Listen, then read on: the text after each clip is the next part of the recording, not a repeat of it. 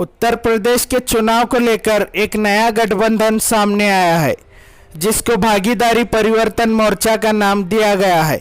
इस गठबंधन में असदुद्दीन ओवैसी की पार्टी AIMIM, बाबू सिंह कुशवाहा की पार्टी जन अधिकार पार्टी और वमन मेश्राम की party backward and minority communities employ federation शामिल है। इस गठबंधन को लेकर असदुद्दीन ओवैसी ने बात करते हुए कहा है कि अगर ये गठबंधन सत्ता में आता है तो 2 मुख्यमंत्री बनाए जाएंगे। एक मुख्यमंत्री दलित होगा जबकि दूसरा OBC समाज से होगा और 3 डिप्टी CM बनाए जाएंगे, जिनमें से एक डिप्टी CM मुस्लिम भी होगा। तो इस मोर्चे को सत्ता देती है तो ये तय हुआ है कि 5 साल के टेन्योर में 2 मुख्यमंत्री होंगे, एक OBC समाज के और एक दलित समाज के, और 3 डिप्टी CM होंगे जिसमें मुस्लिम समाज का भी एक डिप्टी CM होगा। तो ये 4 अहम बातें मुझे आप तक बताना था, आप तक पहुंचाना था। अब मैं माइक देता हूं। कुछ साथी और हमसे संपर्क में हैं, तो वो जल्दी हो 1-2 दिन में उनसे बात करके जो साथी हमसे जुड़ना चाहेंगे उनको हम अपने साथ जोड़ेंगे। हमारे जो मोर्चे का लक्ष्य है, जिस विचारधारा के साथ हम लोग चल रहे हैं, हम बाबा साहब अम्बेडकर को मानने वाले लोग हैं, संविधान को मानने वाले लोग हैं। हमारी वही विचारधारा है जो संविधान की चाहत है, जो संविधान की हमेशा है। हम संविधान वादी लोग हैं।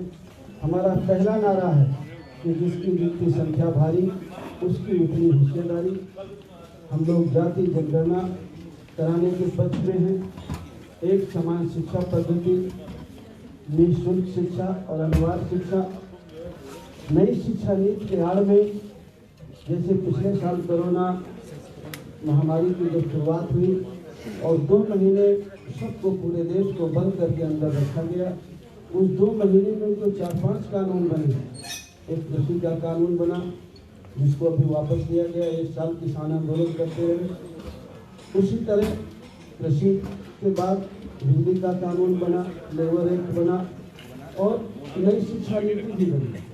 वो नई शिक्षा नीति ऐसी है कि जिस दिन वो जमीन में उतरेगी उस दिन आप हम सभी को पता चलेगा कि वो हमारे हित में है या हमारे बच्चों के नुकसान में है। हम जहाँ तक समझ पाते हैं वो नई शिक्षा नीति भी कृषि कानून की तरह वो भी हमारे और आपके बच्चों के हित में नहीं है। पिछड़ों का जो रिजर्वेशन रोका गया उसको शुरू किया, लेकिन पूरी तरह नहीं शुरू किया। वो शुरू होना चाहिए। निजी क्षेत्रों में भी ST, ST, OBC का रिजर्वेशन लागू करने के पक्ष में हैं हम लोग। और जो अभी किसान की जो फसल खरीदी जाती है उसके लिए जो उनकी मांग थी कि सरकार एक गारंटी कानून बनाए कि उससे कम में खरीद ना हो। हम चाहते हैं कि अगर इस देश प्रदेश की महान जनता हम लोग उत्तर प्रदेश में भागीदारी परिवर्तन मोर्चा को अगर अपना सहयोग और पक्ष देती है तो हमें चाहेंगे कि उनकी उपज का सही मूल्य मिले, अच्छा मूल्य मिले, मूल्य की उनकी गारंटी दी जाए।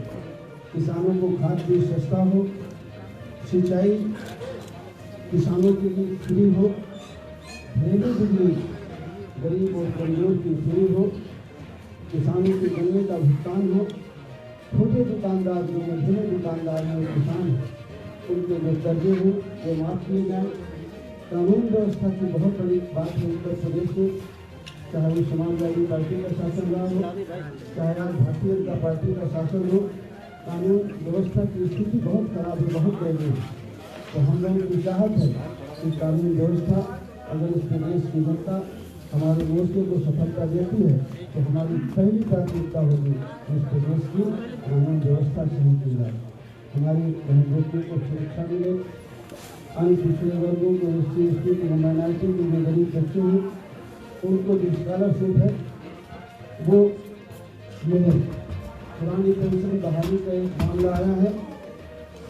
कुछ लोगों ने कहा है कि हम पुरानी पेंशन बहाल करेंगे, लेकिन इस बारे में मैं एक बात कहना चाहता हूँ।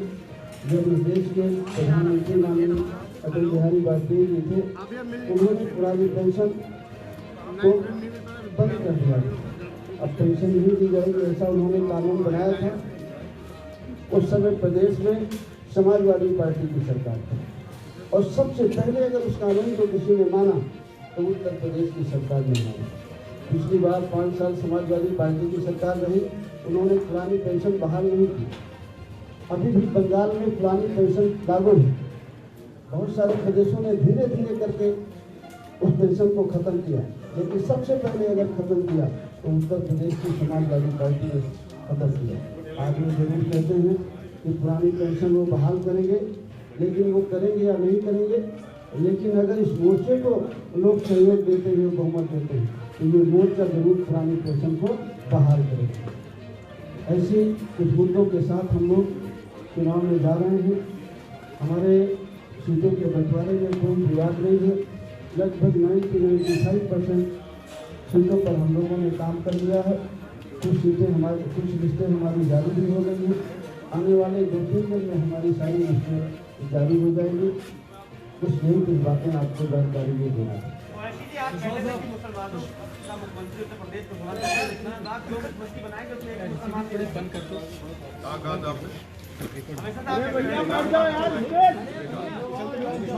हमने कहा था की लड़ाई है और हमारे राष्ट्रीय स्पोक्सपर्सन आसिफ रफाक साहब ने ये कहा था कि डिप्टी सीएम एक मुसलमान होना चाहिए। वही कंसिस्टेंटली हम लोग कह रहे हैं।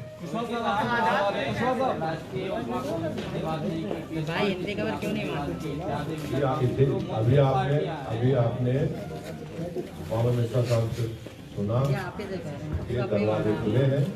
पहले वक्त जो अन्य पार्टियां आ रही है उसमें वीआईपी भी आपके साथ ही है सर? वीआईपी पार्टी भी आ रही है आपके साथ? आपने बहुत वीआईपी पार्टी भी आ रही है क्या? आपने बहुत सारी कोशिश कवायद की। अब जो है आखिरी मौके पर जो वैसे आपके साथ आप आए हैं, ये विकल्पहीनता मजबूरी का गठबंधन है या पहले से आप इस पर काम कर रहे थे? क्योंकि ये ऐन मौके पर आप मजबूरी का गठबंधन नहीं है।